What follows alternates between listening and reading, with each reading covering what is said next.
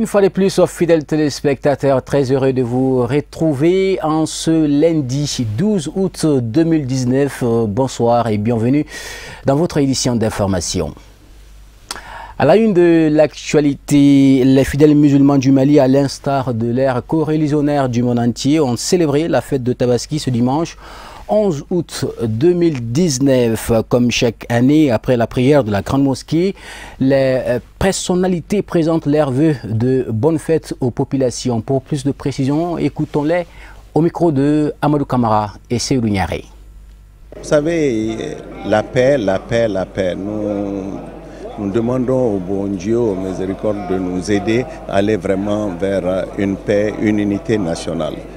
C'est la seule chose. Et la santé, bien sûr, pour les populations qui sont malades, les populations qui n'ont pas la possibilité d'être avec nous aujourd'hui pendant ces moments de recueillement. Donc, je dirais encore une fois que le bon Dieu nous accompagne, qu'il nous protège et qu'il fasse en sorte que les efforts de construction de paix qui sont en cours de route puissent aboutir à une réelle paix. La fête de Tabaski, c'est une occasion pour les musulmans de reconnaître la toute-puissance de Dieu. Une occasion également pour se pardonner mutuellement et se souhaiter des vœux mutuels. Et donc, pour moi, je formule les vœux les meilleurs de santé, de bonheur, de prospérité pour l'ensemble du peuple malien, au-delà pour la Oumma islamique. J'ai pris Dieu le Tout-Puissant, le tout miséricordieux, le très clément, de faire en sorte que la paix revienne définitivement dans notre pays et que les Maliens se réconcilient et que nous reverrons à nos fondamentaux, c'est-à-dire de vivre ensemble. Et je demande à l'ensemble du peuple malien de se pardonner, de se donner la main pour la construction du pays. Nous tenons à rendre grâce à Allah le Tout-Puissant qui nous a montré ces beaux jours. La fête de Tabaski. L'année derrière, il y a eu des disparitions. Alors, et cette année, nous prions le bon Dieu pour qu'il les accueille dans son paradis. Et nous qui sommes là, pour le moment, je dis bien, et nous prions et nous demandons au bon Dieu vraiment la paix, la sérénité et la stabilité de ces pays-là. Nous demandons au bon Dieu que nous rentrons dans la même porte et sortir par la même porte. Le Mali est un pays, un ensemble, un pays indivisible. Donc, il n'y a pas de raison que les Maliens ne se donnent pas la main alors, pour vivre ensemble. Et dans la communion, dans la gaieté et dans la joie aussi. Le Tout-Puissant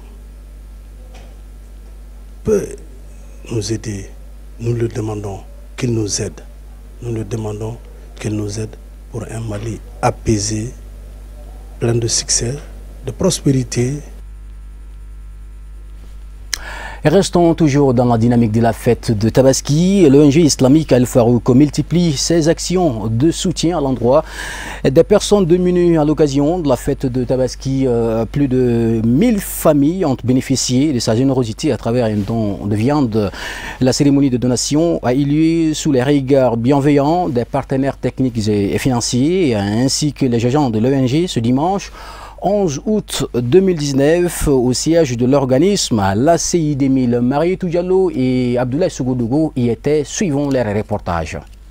L'islam est une religion de paix et de solidarité. La solidarité est l'une des valeurs cardinales de notre société. C'est ainsi que l'ONG humanitaire Al-Farouk se manifeste par des gestes de solidarité à l'endroit des plus démunis pour la fête de Tabaski. Plus de 1000 foyers ont retrouvé le sourire grâce à cette opération de don de viande. L'ONG Al-Farouk a organisé cette cérémonie de donner de la viande à la population malienne, surtout les démunis. Donc nous saluons cette activité et nous demandons à Allah de nous guider sur la bonne route.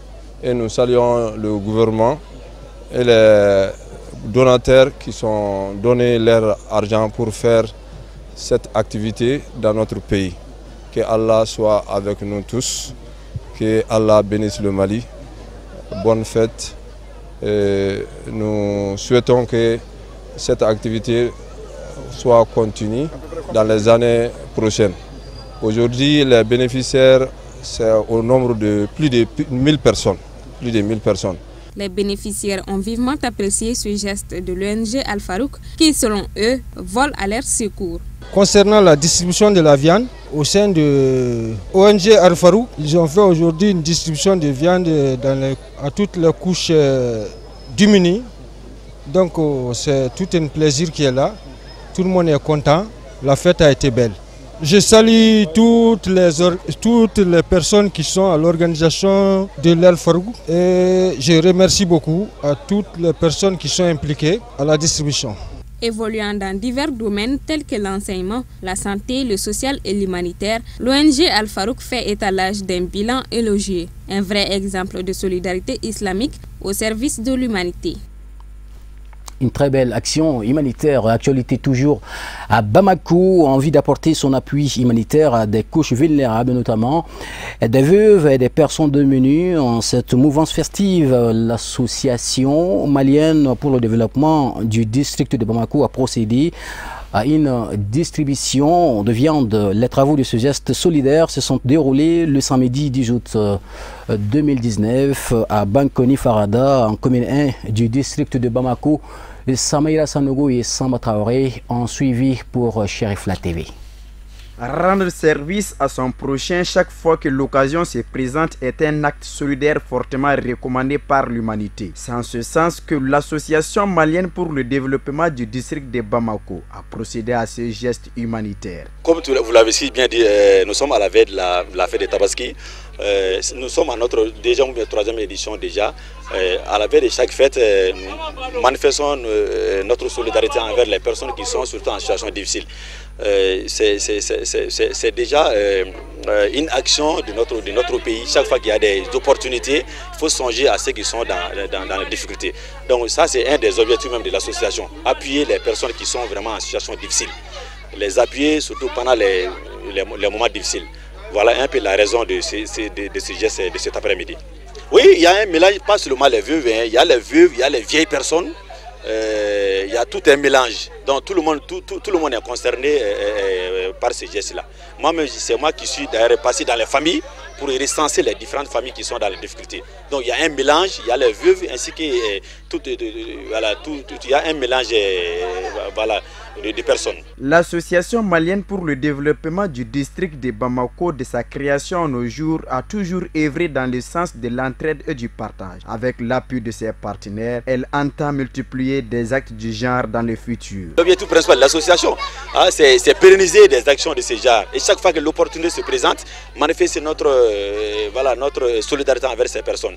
Alors je tiens aussi à vous dire que c'est un geste qui n'est pas seulement qui relève seulement de mon association. Moi je suis en partenariat avec d'autres associations, comme par exemple l'association Nieta de Djalakrodi, et ils sont là avec plusieurs associations. Nous nous sommes dit que la jeunesse doit se donner la main. La jeunesse doit aller ensemble. Il ne faut pas aller à rang dispersé. En recevant ces dons, les bénéficiaires n'ont pas manqué d'éloges à l'endroit du donateur. Ils ont tout de même saisi l'occasion pour demander aux personnes de bonne volonté de faire ainsi afin de venir en aide aux nécessités chaque fois que le besoin est. Je suis très content, très heureux et je veux que vraiment tout ça soit continué comme ça.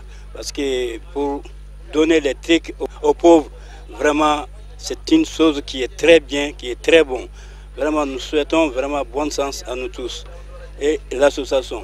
Et ce qui nous a donné la viande là, vraiment, on les souhaite chaque année, ils n'ont qu'à faire ça pour satisfaire la masse. À titre de rappel, l'association malienne pour le développement du district de Bamako, qui n'est pas à son premier acte du genre, a pu apporter du sourire à une centaine de familles avec de la viande de bœuf. Et cette autre actualité religieuse, tout de suite nous nous rendons à la Mecque, justement à l'occasion de la célébration de la journée de Arafat. Quelques fidèles musulmans ont exprimé leurs sentiments au micro de nos envoyés spéciaux depuis la Mecque, Bouya Koulibaly et Fatoumata Diaby. Sentiment de fierté, sentiment de compensation, sentiment... Parce que imagine, où est-ce qu'on peut rencontrer pareillement si ce n'est dans de telles circonstances? Arafat est à vivre, Arafat est à vivre, Arafat est à voir. Ça c'est tout à fait normal. La situation qu'on vit aujourd'hui au pays nous rappelle à un devoir. Celui de souhaiter que la paix revienne quotidiennement, totalement, entièrement dans notre beau pays. Dans ce Maliba qui n'a jamais connu pareille divergence. Mais aujourd'hui, on est confronté à ce problème. Je suis sur la télévision Chirfila. Je ne peux jamais finir sans mettre l'accent sur une preuve de reconnaissance. Reconnaissance envers Ousmane Chérif Madani Haïdara, qui est certes mon beau-père, mais qui est infidèle. C'est lui qui est cause de ma venue ici aujourd'hui en tant qu'invité du gouvernement. Je lui remercie infiniment et à travers lui, toute sa famille, tous ses proches et tous ses compatriotes. Vraiment, c'est un sentiment de satisfaction. On est satisfait. On dit que vraiment, nul n'est parfait, mais présentement, nous sommes à la fin. On est à la fin, vraiment, on est à la fin des travaux. On est très très satisfait du pèlerinage. On a même reçu la visite des autorités politiques lorsqu'on était à la Mecque. Donc c'est un sentiment qui nous a réconfortés. Si les autorités viennent nous rendre visite, vraiment c'est un sentiment de satisfaction. Présentement là où on est en fin de travaux, on est très satisfait. Bien vrai qu'il y a des petits problèmes par-ci par-là, mais dans l'ensemble ça va. On peut dire que le pèlerinage s'est bien déroulé, les gens ont bien mangé, les gens ont bien bu et les gens ont fait leurs prières. Et je suis très satisfait du pèlerinage 2019. Bien, que Dieu donne la chance à tous les fidèles musulmans de pouvoir effectuer le 5e pilier de l'islam à la Mecque. Autre actualité du jour, le centre de santé Chérifla a reçu un important matériel radiophonique de la part du ministre en charge de la santé et des affaires sociales. La cérémonie de réception a eu lieu le samedi 10 août 2019 à Bankoni, Dianguinebougou, en présence des responsables du centre et du guide spirituel des Ansars, à Seyd Chérif Ousmane Madani Haïdara, non moyen, président du Haut Conseil islamique du Mali. Reportage Amadou Kamara et Seydou Niaré. Conformément à sa politique de santé pour tous, le ministre de la Santé et du Développement social a remis du matériel sanitaire radiographique au centre de santé Chérifla, et cela sur l'initiative du guide spirituel des Ansars, à Seyd Chérif Ousmane Madani Haïdara. Vous savez, moi je suis très heureux d'être là aujourd'hui, et particulièrement ce jour important. Et nous sommes là parce que le shérif a construit un centre de santé à Bankoni. Vous savez que Bankoni, c'est pratiquement un des quartiers les plus populaires de Bamako. Et ce que nous voulons, c'est de l'accompagner. Et le président de la République souhaite que la santé puisse être une réalité dans toutes les zones périphériques et qu'on puisse s'approcher des populations, qu'on puisse faire en sorte que ceux qui souffrent d'absence de soins puissent l'avoir. Donc aujourd'hui, je suis venu voir l'installation d'un système de radiographie qui va nous permettre justement de décongestionner Gabriel Touré et les autres hôpitaux dans la périphérie. Parce qu'avec ce service de Siemens qui est là, qui est un des meilleurs systèmes de radiographie, nous allons pouvoir faire les radios sur place à Bankoni, ce qui est vraiment important pour nous. Donc c'était cette occasion et j'en profite bien sûr la veille de la fête, présenter mes hommages au shérif qui est en même temps le président du Haut Conseil. Donc pour moi, c'était un honneur, un privilège d'être là et nous allons l'accompagner. Nous savons qu'il y a une autre structure à Koutchala et nous voulons faire en sorte que cette santé à la base devienne une réalité pour les populations qui souffrent. L'accompagnement et l'implication de l'association Ansardine et leur guide spirituel cadrent parfaitement avec la politique nationale de la santé. Selon lui, l'État seul ne pourra pas assurer la santé pour tous, car c'est l'affaire de tous. Moi, je trouve qu'aucun État aujourd'hui, je dis bien aucun État, même les États les plus développés, ne peut être capable tout seul de donner la santé aux populations. La santé aujourd'hui, elle devient de plus en plus coûteuse, mais en même temps, il y a tout un changement de comportement. La demande des patients, elle devient de plus en plus exigeante. Et les gens recherchent au moins une proximité. Donc l'effort entrepris par le shérif pour ajouter, disons, cette capacité supplémentaire aux capacités du gouvernement n'est que bienvenu. Et nous sommes heureux qu'on puisse accompagner ce processus dans les autres parties du Mali.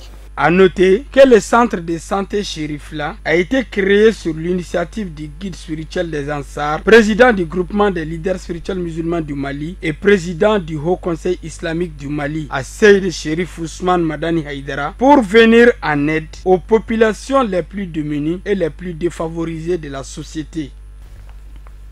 Bien, l'actualité étrangère du jour en plus bref et en images vous est offerte par Moussa Fomba.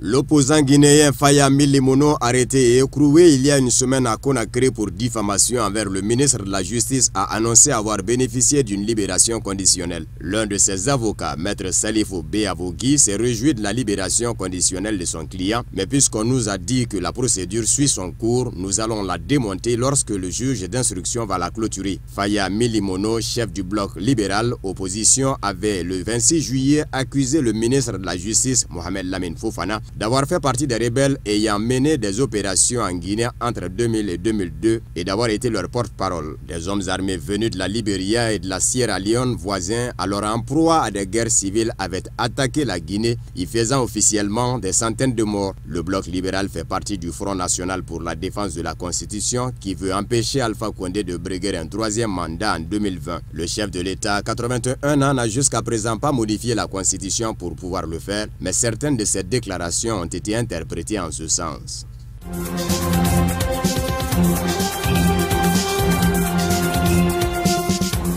Il y a une semaine, Ibrahim El-Zakzaki, chef spirituel du mouvement islamique chiite du Nigeria, était libéré sous caution pour aller se faire soigner en Inde. Ses soutiens se réjouissent de cette libération mais se font discrets depuis l'apparition fin juillet d'un acte légal interdisant cette organisation. Toutes ces activités ont été déclarées illégales, Aboujan lui reprochant sa défiance vis-à-vis de la République fédérale et l'usage d'armes à feu durant des processions sur la voie publique. Les récentes morts d'un officier de police et d'un journaliste lors d'une manifestation organisée par le mouvement chiite ont accéléré l'interdiction de l'organisation de Cheikh Ibrahim El-Zakzaki. Ses partisans lui jurent fidélité et pour eux, la libération même conditionnelle de leur leader religieux est une première victoire.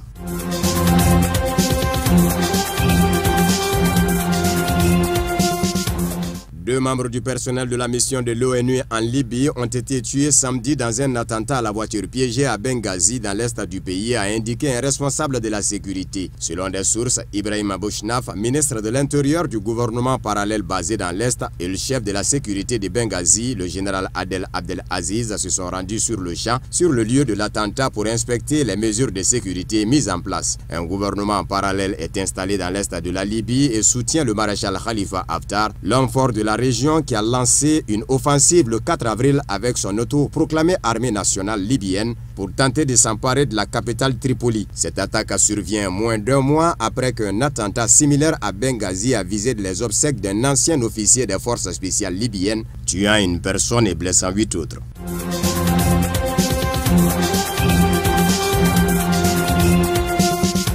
L'organisation humanitaire SOS Méditerranée a conduit dimanche à son 3e sauvetage en 3 jours au large des eaux libyennes. 81 personnes ont été sauvées. Désormais, 251 rescapés se trouvent à bord de l'océan Viking. C'est le nom du nouveau navire que l'ONG opère avec Médecins sans frontières. Selon François Thomas, président de SOS Méditerranée, l'océan Viking a détecté des mouvements d'un avion de la force européenne alors qu'il n'avait pas de contact avec cet avion. Mais le navire s'est dirigé vers cette zone et a détecté détecté une embarcation pneumatique avec un certain nombre de personnes à bord. Le sauvetage s'est terminé vers midi. Toujours à se dire, la période est propice au départ de la Libye grâce aux conditions météorologiques favorables, mais d'autres facteurs incitent au départ durant cette période, notamment l'Aïd el-Ahada, car il y a moins de surveillance sur les côtes libyennes. Cela favorise peut-être également des traversées.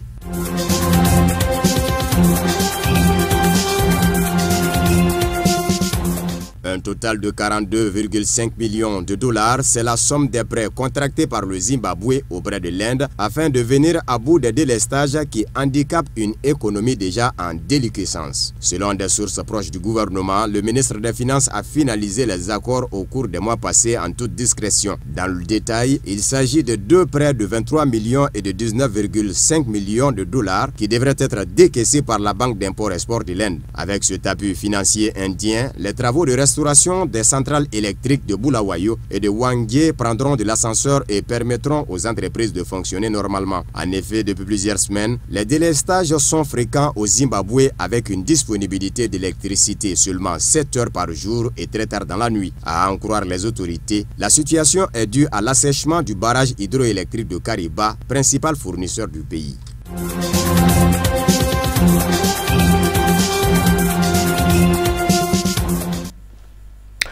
Bien, c'est donc point final à ce journal à travers la mer du guide spirituel des Ansar Bassitans. Je souhaite une très bonne fête de Tabaski à tous les fidèles musulmans où qu'ils se trouvent. À très bientôt.